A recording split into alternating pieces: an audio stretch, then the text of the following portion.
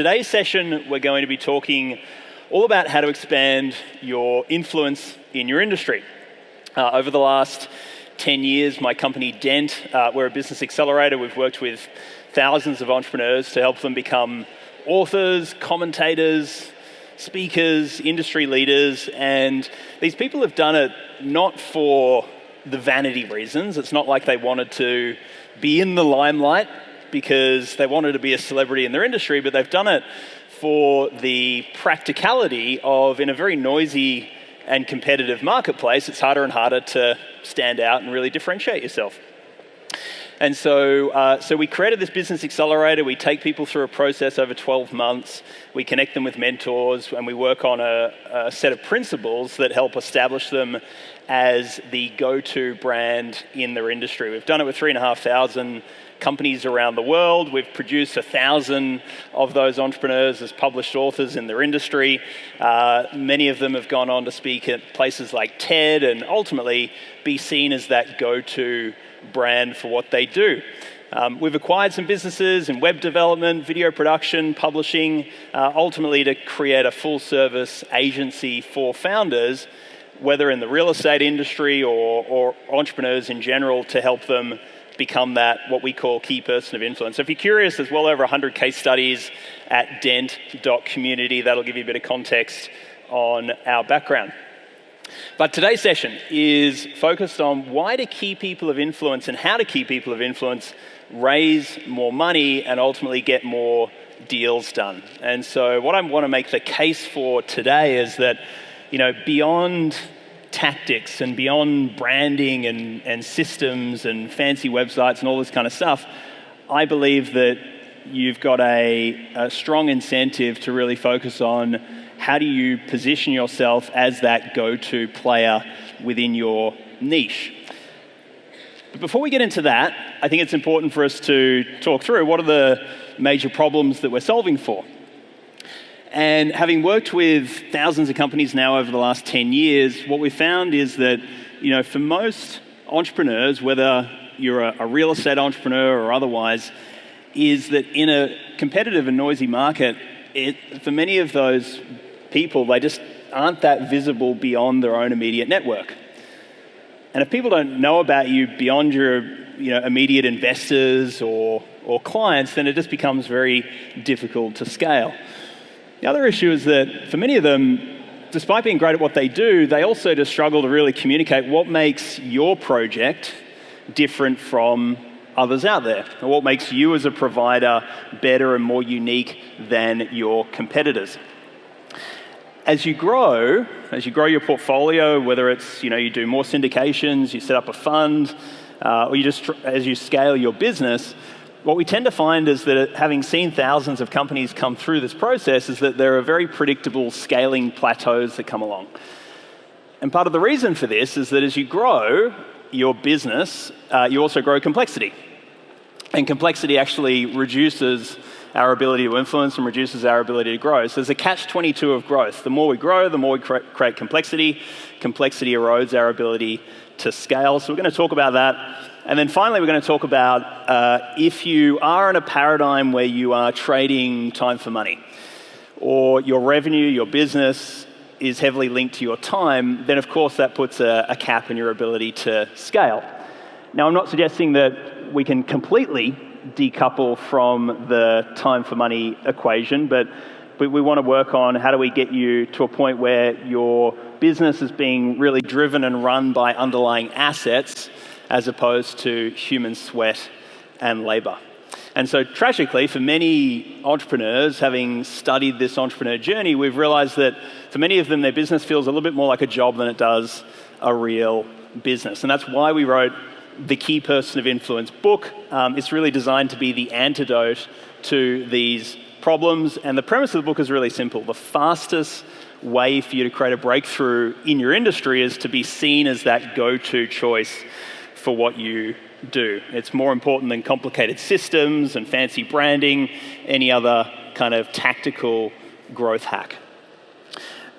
What we tend to find is that the more you are seen as that person within your niche, it becomes easier to attract great deal flow. it becomes easier to attract great quality team, because obviously great people want to work with inspiring leaders that are seen as credible authorities within their niche. It becomes easier to attract joint ventures, partnerships, media, investors. All of these things become a lot easier the more you're seen as that go-to brand. And so what I want to make the case for today is that I believe your number one job is to become that person within your niche. Now, I am making a few assumptions. This really works when, number one, you've got proven results, right? You're doing deals right now. You've got experience, you know your stuff, you're good at what you do, you've got a lot of intellectual property, methods, systems, process, stuff that you know how, that is just not being capitalized on or captured or packaged as well as it could be. And then finally, you've got to have track record. I'm assuming that you've delivered results consistently in the past. If you haven't done these things yet, you're kind of very much at the early stages of building your portfolio and your industry credibility and industry experience, then that's always the first objective. You need to prove value first, and then you can focus on expanding your influence around that value. So I think an important question for us to address first up is, what is influence? Because when I'm talking about building influence in your industry, I'm not saying that you need to become an influencer. You don't need to be an industry celebrity or be a wider reaching celebrity, but you just have to have enough attention from the market in order for you to hit your business goals, whatever they may be for that year. And ultimately, if you've got more attention, more demand than you have available supply, so you've got more people, more investors who want to invest with you than you've got capacity to take on, then you're in a position where you're oversubscribed. And to me, that's really what influence is in this context. It's to what degree does your reputation precede you beyond your immediate client base so that you can get oversubscribed on deal flow. And however, if we look at some of the most well-respected thought leaders in the world, whether it's in real estate or otherwise, what they have realized is that a personal brand does give them a unique advantage over their competition. Whether it's the Barbara Corcorans of the world or the Grant Cardones, it's very clear that by orders of magnitude, people want to connect with you, right? With other people, human beings. That's just how we're hardwired as humans. And so, this shows up consistently time and time again. If you had the choice between building up the reputation of your company or your own personal brand, I believe you've got a very unique advantage in choosing to step forward and be that face of your business and be that ambassador within your industry. It shows up time and time again, whether it's A-Rod and Alex Rodriguez or even Ryan Serhant, where his company is built around the premise of using modern media and social media and technology to give them a unique advantage in their industry, and yet still, of course, people want to follow the human being behind it. And you guys can see this both at the celebrity level as well as the small real estate entrepreneur level. Take Seth as an example. Seth has chosen to lead from the front, and in a sea of competition, he rapidly accelerates his trust and his credibility and his authority in the eyes of investors and partners and the marketplace. Would this be true? Yes. And so, let's just maybe zoom out for a second and think about this logically. Supply and demand, right? The foundations of every market is when you have more demand than supply, what happens? Prices go up and profits are realized. When you have more supply than demand, what happens? Prices fall, profits disappear. So, these simple laws of supply and demand are, it's like physics, it's like gravity. You can't escape the laws of supply and demand. So, what happens for most businesses as you begin on your journey is, you build your property empire, you start proving value, you focus on finding initial opportunities, raising some money, picking the right projects, delivering on promises, keeping customers and investors happy. But traditionally, most businesses, when they begin, are very labor-driven, commoditized, owner-reliant. They're thinking local, not global. And by the way, I'm going to put up a bunch of slides over the course of today with frameworks and tools and things like that. If you guys want the slides, because I know everyone often asks, where do I get the slides from?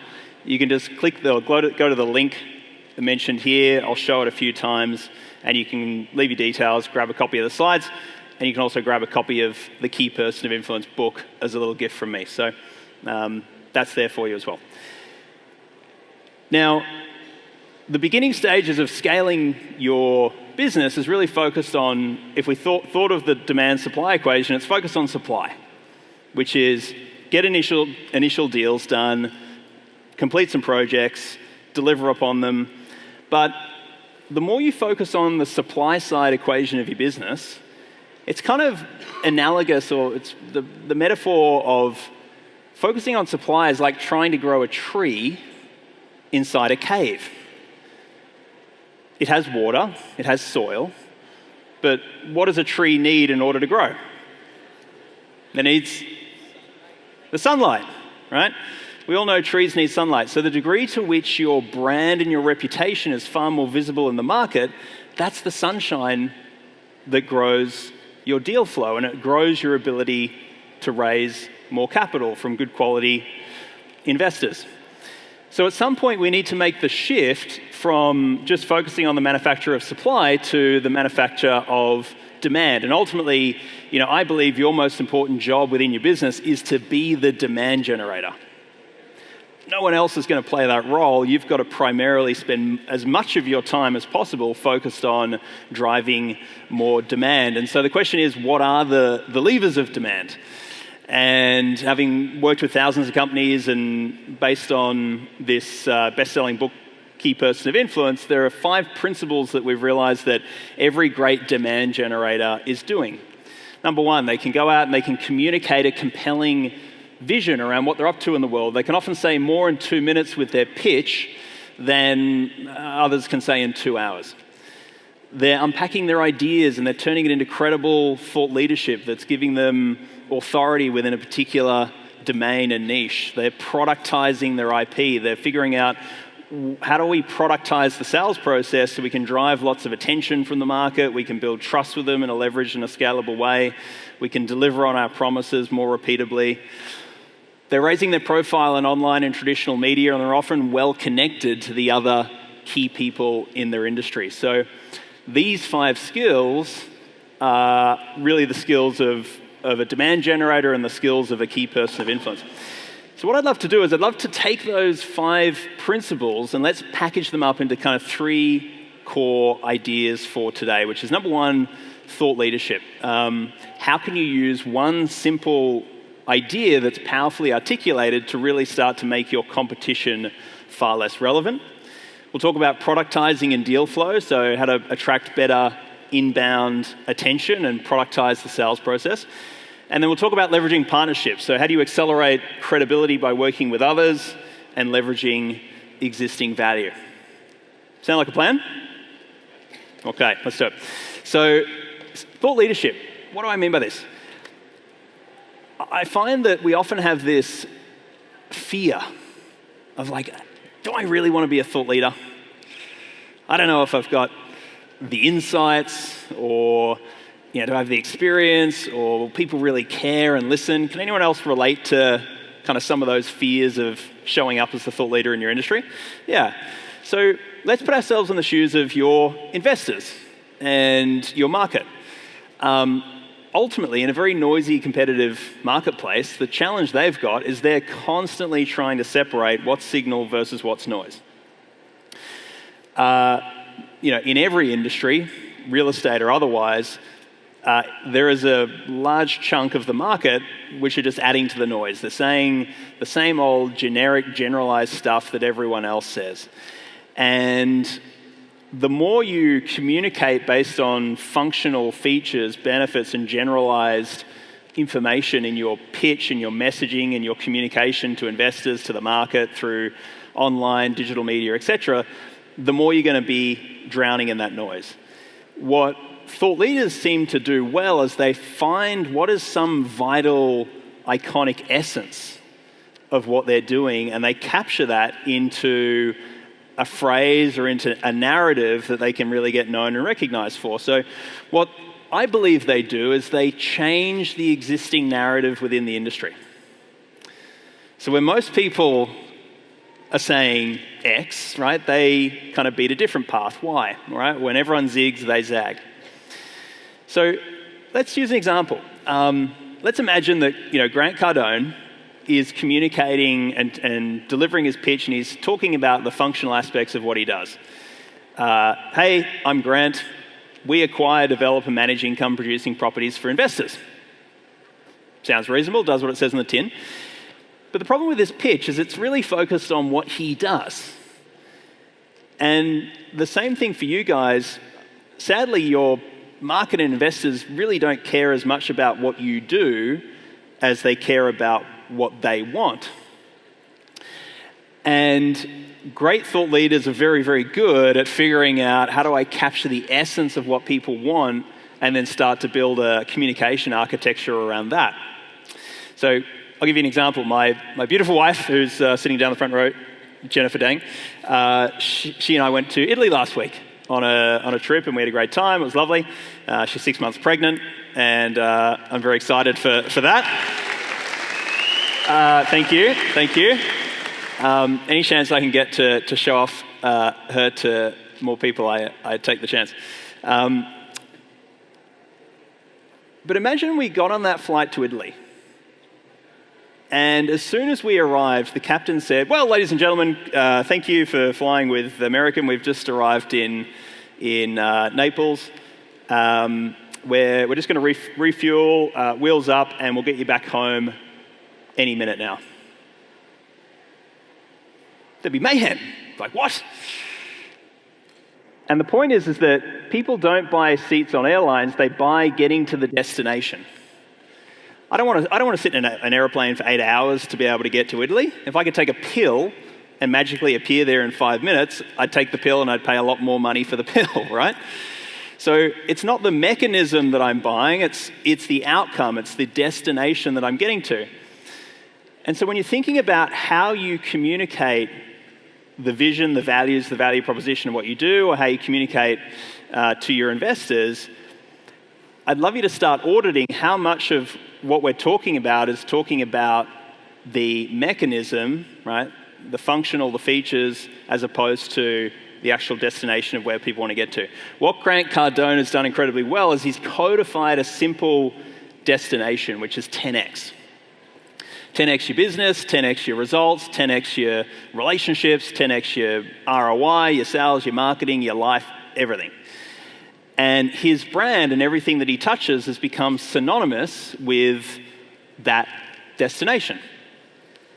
So if you're looking to invest your money or place capital, are you more likely to do it with a generic company that says we specialize in multifamily, or the guy that promises you can 10x? In a sea of competition, I think the answer becomes pretty obvious. So we call this idea the buying belief. What is the central buying belief that your market needs to believe in order to see you as the go-to choice? Right? It's like, if they believe what you believe, then the competition becomes irrelevant because they've bought into your philosophy, they've bought into your paradigm, they've bought into the way that you see your vision for how this project, this syndication, this fund should be realized. And so consider that your investors and your audience, they're on a journey. They're on a journey towards trying to get to a destination of where they want to get to, but you know, based on your experience and what you have to offer, that there is a better way. And that they're probably going to make a bunch of mistakes that you know they could avoid along the journey. They're trying to figure out, where do we place the money? Lots of players, they all look the same. Who do we trust? Who's the right person to work with? And so what we're doing as thought leaders is just interrupting the pattern of that journey, interrupting and meeting them at a stage in their journey where we can start to turn on a light bulb. We can start to get them to think a little bit differently about how they get to where they want to get to. And in fact, if we can start to interrupt that pattern with an idea, like idea inception, right? That idea starts to take hold. It's like a virus in someone's mind.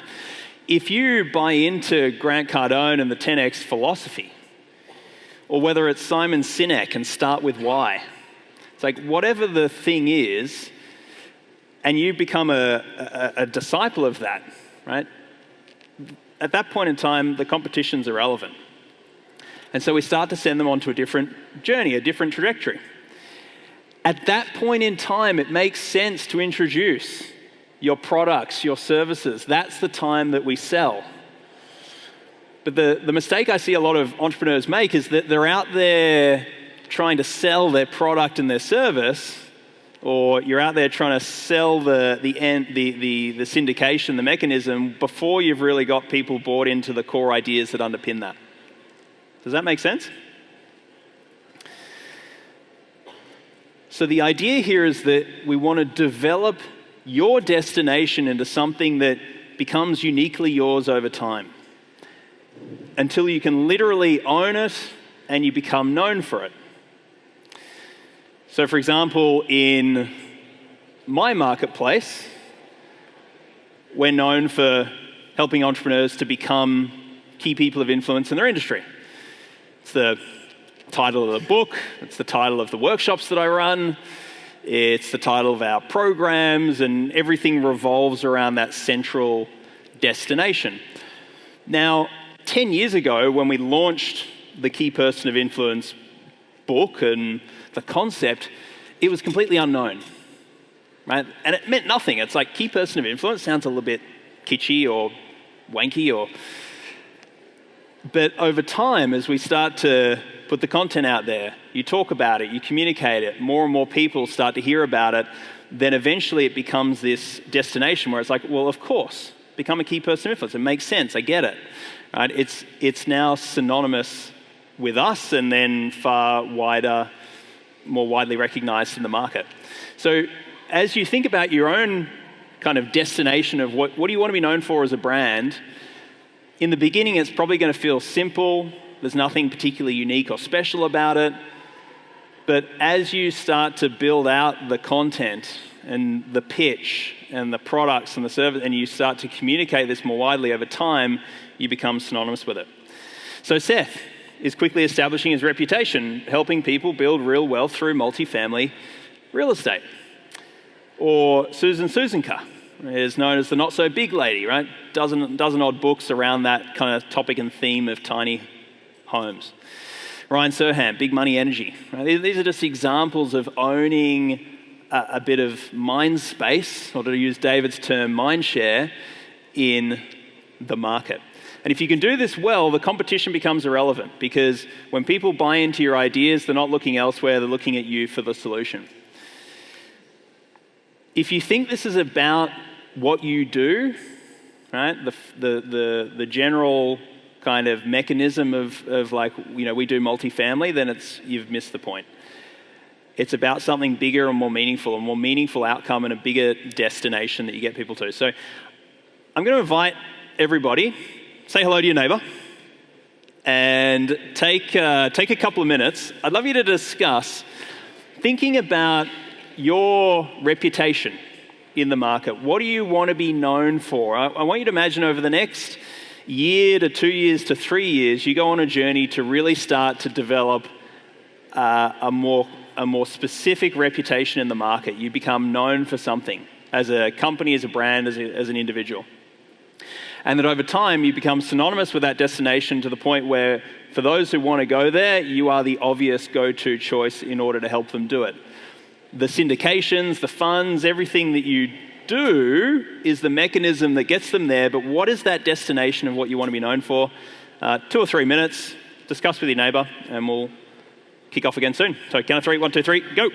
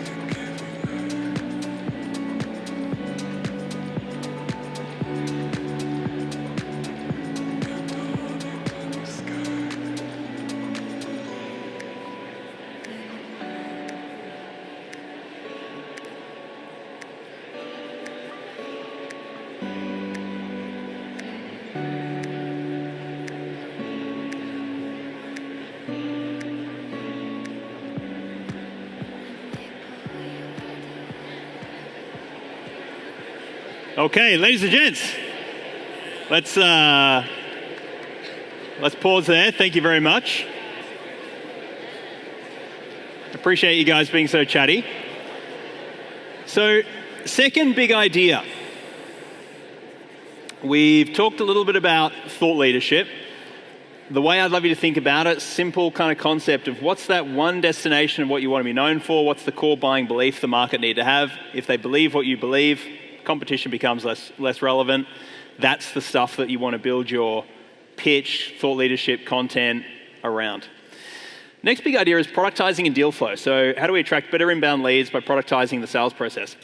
As all of you understand better than most, the wealthy do not sell their time. The wealthy earn a yield on their assets. Workers earn a yield on their labor. And so, the more we can start to think about how do we build assets within the business, the more we're starting to escape the time for money trap. One of the phrases that totally changed the game for us in business was this simple little phrase that a mentor of ours shared with us, which was, income follows assets. In business and life, income follows assets. And we kind of came across this idea because in the 2008 financial crisis, we had a business this is kind of a previous incarnation of what we currently have with Dent. We had a business that was doing a few £1 million in revenue, well-regarded reputation all through the UK and through Australasia, and we went to sell it. And the most we could sell it for was 400 grand. And we were like, oh!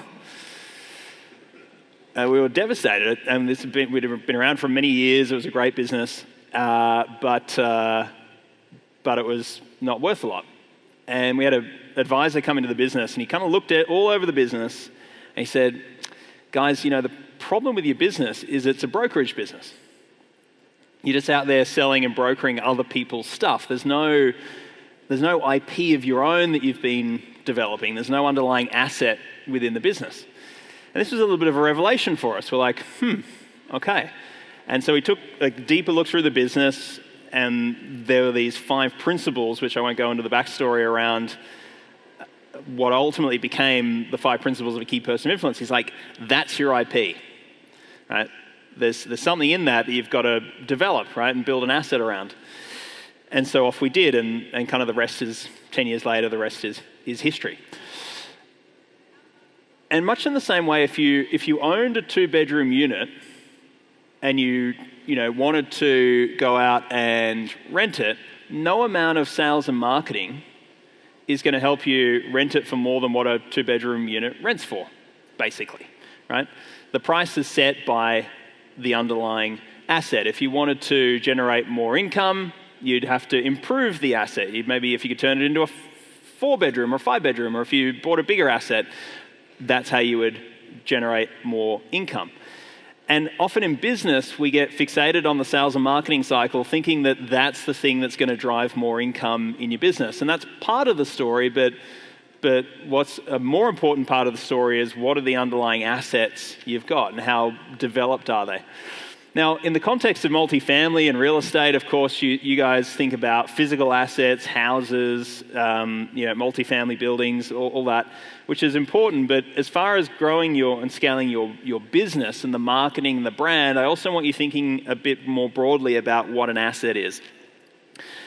I believe that all stress, struggle, frustration can be traced back to some kind of an asset deficiency. If you've got an investor leads problem, right, you're just not attracting enough potential investors, it's an asset deficiency.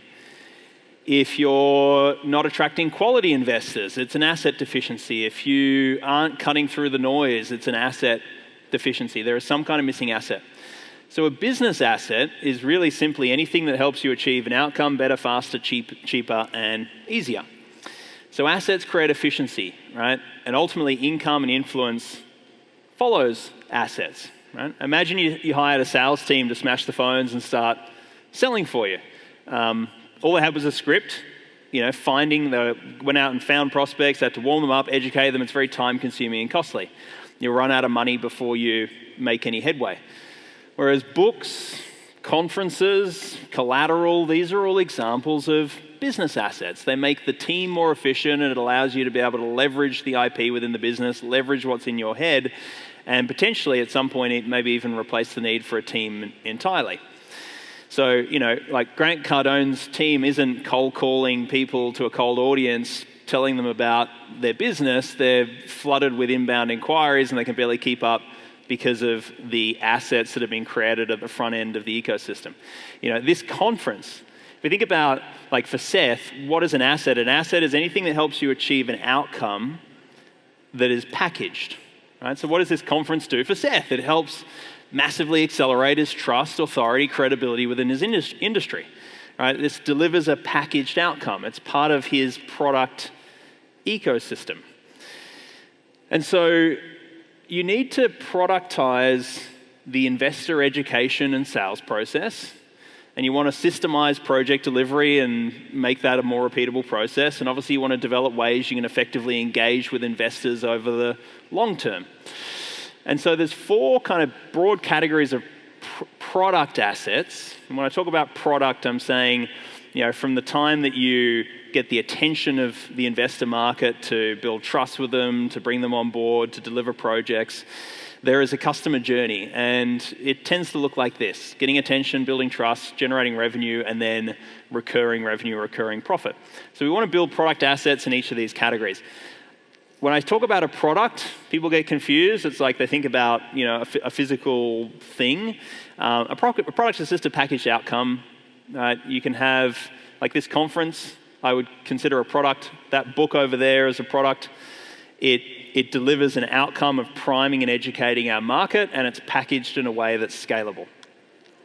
So again, we've got framework around how we develop each of these layers of product. We call it the ascending transaction model. Again, if you want to grab the slides, feel free, and you can check it out on another occasion.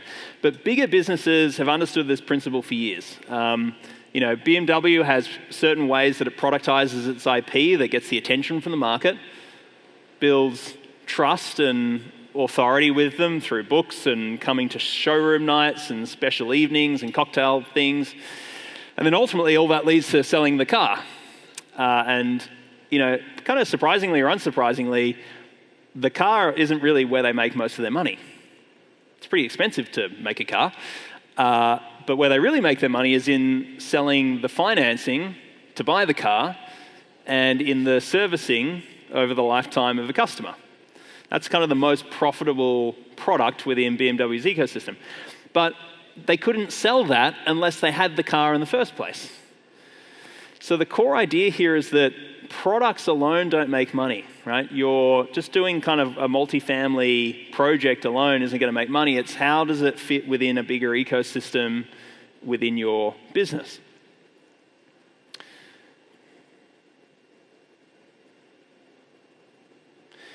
Most of the client acquisition cost for BMW goes into the car. That's why the next product in that ecosystem is so profitable. Right? All your cost of acquisition goes into the core business, and then once you've got that existing core customer who already knows, likes, and trusts you, it's a very easy sell to sell the financing and the servicing. Same principle with Grant Cardone's ecosystem. There are products that are amazing at getting the attention of a much wider audience that are ubiquitous in the market. There's conferences and podcasts and all this kind of thing around the 10X kind of philosophy as the core pillar of his ecosystem. And of course, all of that drives into investors into Cardone Capital, which leads to other opportunities, whether it's licensing his IP, venture deals, coaching with him. You kind of start to see this ecosystem play out more and more and more. The machine is ultimately designed to do one thing, which is, of course, spit out wealth and profit on the other side. You'll see it in our ecosystem. You'll start to notice it more and more. So, again, going to invite you to say hi to your neighbor, have a quick discussion. Where are you most asset deficient right now? If you look at the way that you, whether it's attracting attention from the market, maybe you've already got an audience. You're pretty good at kind of building a bit of a network, but potentially you're not so good at converting that attention, that audience, into people that really know, like, and trust you, and now are willing to invest with you. Or perhaps you've got a few kind of investors on board, but you don't have a mechanism to be able to capture a much wider net of the attention from the investor market. Or is it, in the deals, or is it in the recurring profit? I'd love you to reflect on where you're most asset deficient. If you want a little fast track on this, we actually developed something called the KPI scorecard. It's a set of 30, 40 questions that'll help you evaluate your strengths and weaknesses in each of these 5 areas, and it'll specifically kind of help you get a gauge on product. It was actually developed with a tool, and this is an example of an amazing product that many of you would benefit from having within your ecosystem for how you qualify investors. It was developed with a tool called Score App. Great little piece of software. It helps you build a little marketing scorecard, much like that KPI scorecard. And it spits out a personalized report at the end, comes with recommendations, gives you data-rich information on your prospects to help filter them in the sales process and to help the prospect better impact. Are they ready for multifamily, or are they ready to work with you in whatever it is you're doing? So again, if you want a trial to that, I've got a 30-day free trial for you guys. Just go to the link on the slide and you'll be able to grab it. So another discussion for the next 3 or 4 minutes. Where are you most asset deficient? Attention, trust, revenue, or recurring profit? Count of 3. 1, 2, 3. Go. Okay, ladies and gents, thank you very much. Thank you for playing and being interactive in this session. I appreciate that. Hopefully you've enjoyed meeting someone next to you and you've gotten to know someone new as well. Okay, so third big idea is how can you leverage partnerships to accelerate trust, credibility within your market by working with others that have already created great value. Who feels like not raising enough money from investors or accessing capital is potentially holding back their ability to scale right now? Okay, good. So a bunch of people in the room. You'll love these 3 simple letters. And these 3 letters are something that great iconic entrepreneurs understand better than most, which is the illusion of limited resources. ILR, the illusion of limited resources. All of the, whether it's Kevin O'Leary or any other kind of iconic entrepreneur that we all love, understands is that a limitation of resources is really just an illusion. Right? There is an abundance of resources out there in the world. It's just a question of, are we putting together deals, proposals, pitches, communication that's actually bringing those resources into our sphere of influence? Whether it's Richard Branson launching an airline, by going out and running a massive campaign, generating tens of millions in revenue, and then using that money to go lease the airplanes to actually put people on the planes in the first place. Right? We're always going out and we're selling ideas before we actually need to deliver on promises. So how do we bust through the illusion of limited resources? Well, first we ask, what resources does my business need?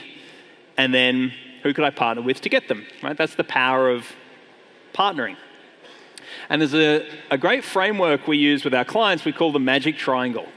Right? 3 kind of big elements that you may be missing in order to help you raise more money and attract more capital, which is you either need to become more trusted by others. Anyone relate to this? It's like you're good at what you do, but you just need wider reaching trust and credibility. Or maybe you need to offer better value to investors or customers, or perhaps you just need to reach more people. So usually there's one of these 3 things missing, or maybe you've got any number of those 3 things missing, and then what we're looking for is who already has that stuff? Who already has the brand and the reputation with your audience, and how do we partner with them and align with them in a way that a bit of their credibility and brand rubs off on you? Or who has already created product value? How can we add that into your ecosystem? Or who's already got the audience and the distribution?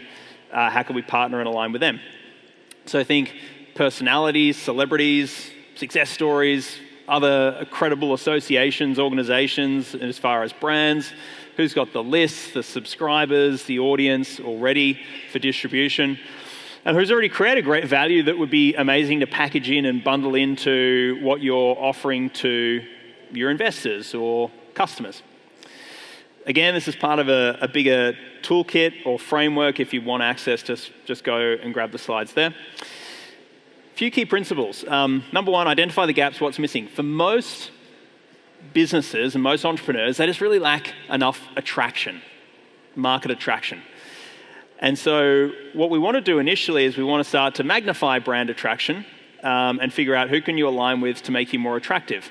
You know, if you just had a little bit more wow factor to your profile, your reputation, then it's probably likely that you're going to get more deals done and attract some more investment. So we want to think, how do we create some wow factor? You know, part of the reason why Grant Cardone would host a big conference with a whole bunch of other great speakers is because it by aligning with those incredible entrepreneurs, it does good things for his brand and his reputation. Now, of course, he's already got a great brand and reputation, but would it be fair to say that, you know, one of the big reasons you guys are here at this conference is because of the amazing names and the speakers that Seth has brought together? Would that be true? Right, it's a big reason why you guys are here. So as a result, you're more attracted to these people, and therefore you're more attracted to Seth, right? At least for his, I mean, he's an attractive guy, but you're attracted to his business. And so, you know, whether it's the Grant Cardones, whether it's this conference as an example, what I'd love you to think about is who already has that wow factor in the eyes of your ideal investors, and how could we even build a specific product within the ecosystem that's designed to bring those people in so that we can deliver that wow factor at scale or in a leveraged way, and then, you know, generate the revenue and the deals in the next stage of the ecosystem. This event, this conference, serves that purpose within Seth's ecosystem. So when you're going out and looking for some of these really credible people to get involved with you, you've got to bring a little bit of with or without you energy. What do I mean by this? Well, when you're going out and pitching for great people to get involved, you've got to bring a bit of that, hey, this is happening with or without you. So, you know, this event, this deal, this opportunity, we've got a long list of people that we're talking to about this, but you're at the top of our list, and we'd love you to be involved in the project because of these reasons. We really admire this, and that. And this is how you can get involved. But look, zero pressure. If it's not for you, it's totally fine. We've got a long list. We'll just go to the next person in line. Right? So you've got to bring a little bit of that to be able to bring some of these people on board. But when you do, and you can magnify brand attraction, then you start to become more attractive, but also you start to become more attractive for other people to want to align with you around potentially your product. So, you know, if you think about, or if we use the example of Grant Cardone again, you know, he's got the podcast, he's got the books, he's got, you know, the collateral, he's got all sorts of things that get packaged in and bundled in. So this can be stuff that you've created yourself, or it could be stuff that other partners have created. So one of the ways you might do this is you might have, you know, discounts, subscriptions, preferential rates, add-ons, unique experiences. So for example, if you have an investor pool of, let's say, a dozen investors involved in a project, part of being an investor means that not only do they get to access the project and an amazing return on their investment, but they get to be part of an exclusive investor club with that syndication where, you know, you meet once a quarter for an amazing kind of experience. Perhaps once a year you go away for a week and you go to a great location and just have fun and discuss, you know, deals and projects and everything that goes, you know, relating to multifamily. There's all sorts of things that can be bundled in and packaged in, right? All of this stuff adds more value within your ecosystem.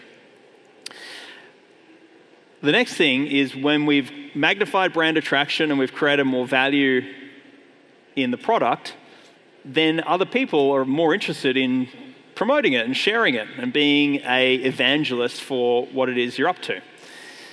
And when we look for distribution partners, partners who can help you spread the message of what you do, what we're looking for is you've got the same audience, but you do different things, right? Same target market, non-competitive, overlap.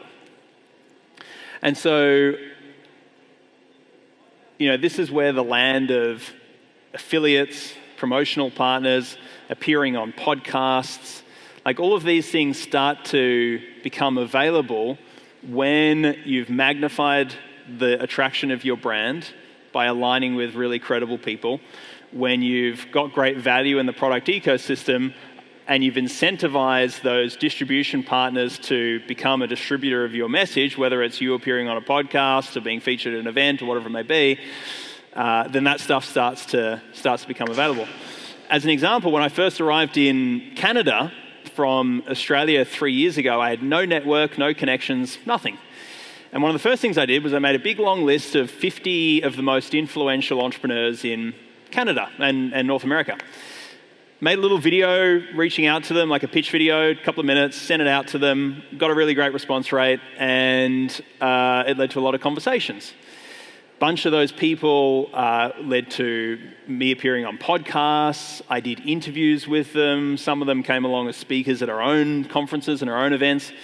About a dozen of them I profiled as examples of key people of influence inside the book as a case study. And so if you read the book, you'll notice there's a bunch of case studies in there. Why did I do that? Well, part of the reason is that by associating their credibility and their brand to these ideas, it magnifies the attraction to those ideas and it makes them more credible and more trustworthy. So this product, we think of it as a product within your ecosystem, it's doing a specific job, which is it's helping me magnify brand attraction, and it's also acting as a distribution engine for our message. So there's lots of different ways you can do this. You don't necessarily have to run a conference. You don't even necessarily have to write a book, but there is a myriad of ways you can start to build in these elements of the magic triangle into your business. Final thing around this is that you've got to respect the rule of 2/3, which means bring more to the table than you're asking for. Makes it feel more like an opportunity than a request. So imagine Seth said to Kevin O'Leary, hey Kevin, we'd love to have you come speak at the event. We've got a long list of people, but you're at the top of our list for all these reasons. Would you be willing to come along and be the speaker? And Kevin says yes, and they make all the arrangements, and that's all great. And then Seth says, and you know what, Kevin, I know you've got a bit of an audience. Would it be okay the next kind of few Shark Tank episodes, would you mind just mentioning the conference a few times? We'd really appreciate it. I think that really attracts some great people to the conference. And you know what? Also, I know a lot of people here would love to go, just hang out with you, right? So what I was thinking was, let's do like a little prize where a bunch of the VIPs can win a prize to go spend a week at your house, and they can just kind of live a day in the life of Kevin. What do you think? Right? Asking too much. So when you're approaching this partnership triangle, you've always got to bring 2/3 to the table, which means that when you're pitching for the brand partner, you've got to be like, look, all we want you to do is we just want you to show up here for 45 minutes.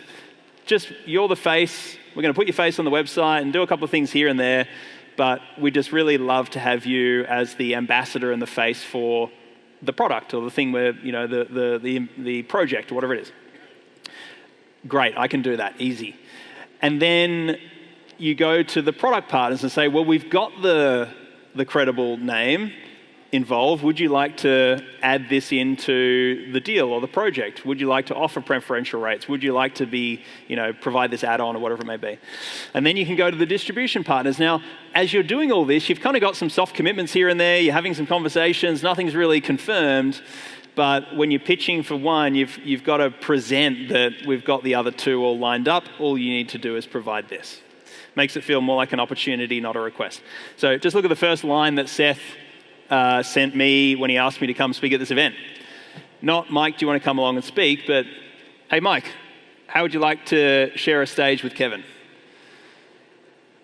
See how that's an example of presenting an opportunity, not making a request. So, ladies and gents, who's got some value from these ideas today? Been good? Awesome. Glad to hear. Look, it's one thing to hear from me. It's another thing to hear it from the people who are actually executing and implementing this stuff on the ground. So I wanted to show you a little 2-minute clip of some of the entrepreneurs over the last 12, 18 months we've been working with who've been applying these principles, and they just share some of the impact it's had on their business. So hope you enjoy it. Things are so much different than a year ago. It is very crazy. Revenue when you started was 20,000, and then now about 2 million. And that's only the ones that are signed for. On average, it was up by a factor of 2.5. 250% growth in revenue. Yeah, like 1 month. And this is the summer. I'm like, I've entered into a fantastic partnership with some people who share the same type of client, and they've already referred me 7 new clients in the last 2 weeks. We just closed our biggest corporate deal we've ever had, and we just signed an $18,000 deal to do the workplace wellbeing for a local school. That wow factor has really given me the ability for people to go, of course this is going to be 6 figures, like obviously, which is so awesome. What sort of price would you be pricing it at? $110,000 to $140,000. That's big for me. Huge. I'm one person, so I'm really happy with that. I'm a very happy person because that's what I should be making, for crying out loud. Before the end of this year, I signed 2 6-figure deals, one for $110,000 and another one for $140,000. When I got checks like for $10,000 from Home Warranty 3 times in a row, like that gave me the first breath in the company. Like I ended up buying a secondary car for my dog. That's the biggest win of the year, and it's not the car, it's the fact that I was able to do it.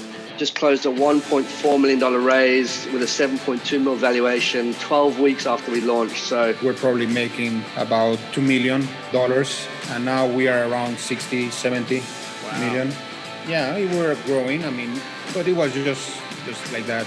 I started to apply the KPI principles. We grew exponentially, and we are now in 11 countries. Keller Williams Legacies, the brokerage, came to me. They want to partner their brokerage with my brand to create a productivity coaching program. I didn't even mean for that to happen. I wasn't looking for it. I felt like I kind of somewhat jumped over a few things. And because of my profile, they picked me to be the brand and basically the development. It's huge, yeah. Just starting to see the results of some of the content that we've been producing and some of the assets we've been producing. And so leads arriving without me actually knowing them. Even when I'm not tuned in with Dent, I think about it every single day. So I'm committed. I'm committed to Dent. In all honesty, I have become a KPI within my circle.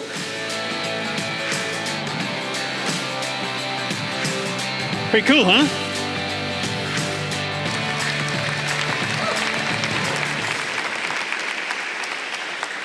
So some of you might be wondering, okay, what next? If these ideas have landed and resonated with you, you want to kind of dive deeper into any of this stuff, I'd love to give you an opportunity to get a copy of the book as a gift from me.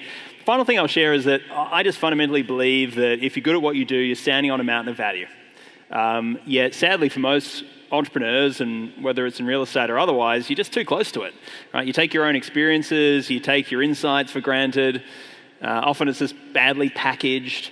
And, I believe that being seen as that credible, visible, go-to brand within your industry is essential. And for the right person, it's a thing that can really change the game, right? If the market see you as that go-to choice, everything else becomes easier to do. And so, as a company, we've been devoted to and excited and obsessed about how do we produce key people of influence. We have a whole structured program. We work with a few hundred founders at a time around where we connect them with structure, strategy, best practice, accountability, peer group, tools, resources. But that aside, if you're curious to just dive deeper into how does this method align for you, go to that link. In a little email I'll send you a link to get a copy of the book. You can get, if you want a physical copy, just put your details in, address, etc. I'll cover the shipping. We'll send it straight to your door, and just consider that a gift from me. That's it. Thank you. Appreciate you having me.